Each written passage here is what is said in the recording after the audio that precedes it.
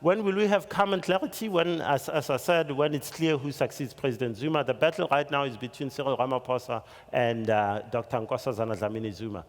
If you were to ask me today who's winning, Dr. Nkosazana Dlamini-Zuma is way ahead in the race. The fact that the Jacob Zuma faction fired the Premier of KwaZulu-Natal last Sunday strengthens her hand. Sihle Zikalala, who's in charge there, is someone who says that we need to see a woman president in South Africa. And who's that woman?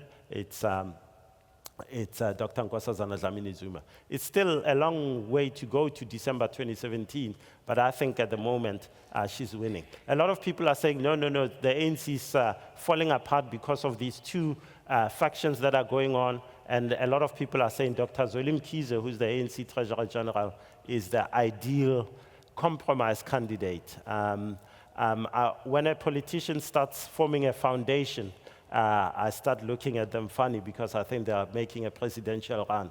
You'll be happy to know that Dr. Mkhize is forming a foundation. So that's a big marker for me. So that could be the compromise candidate. But for now, I think that Dr. Nkosazana Dlamini-Zuma is way ahead. So those are some of the trends for this year. I'm not going to go on about policy and so forth. I think the key thing to remember, when people see the ANC voting for the expropriation bill, for example, yesterday in Parliament, you must remember that the ANC said, President Zuma said since 2007 that we're going to run a developmental state, a radical phase of socio-economic transformation. So government wants to intervene in the economy, wants to have the ability to go in and grab and say, I want this, I want that, and so forth and so forth. So that is the lens through which you should look at policy and policy development in South Africa over the next few years. The mining charter being released last month, for example, by Minister Msebenzi Zwane, and so forth and so forth. All those fall into that basket of things that I think that you should watch with a lens that the ANC wants to essentially be an activist and be part of the economy rather than laying the ground for you guys to do the work. What should we do about the future? My view is that we have a plan. That plan is the NDP. The NDP is extraordinary in South Africa. 93% of the parties in our parliament say this is a great plan, and yet we're not implementing it. There's only one party that doesn't endorse the NDP, and it's the EFF.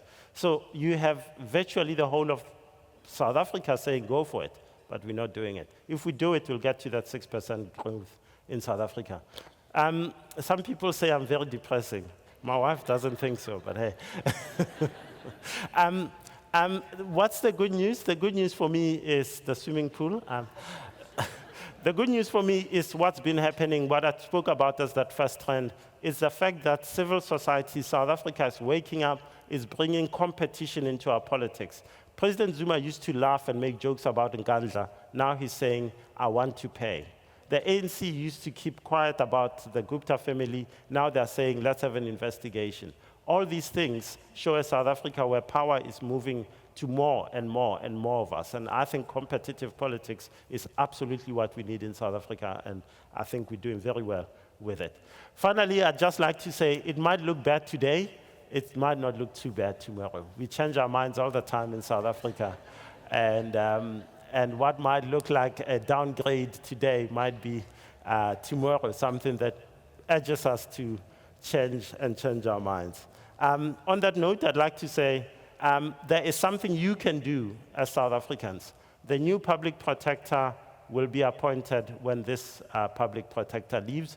You should become more involved in that process. There are ways in which you can do it. You can work with Corruption Watch to find a better or a public protector who is as good as the one we've had these past few years. And so if you want to do something, join that debate, join that movement, and you'll all have done brilliantly for us and for yourselves. Thanks so much.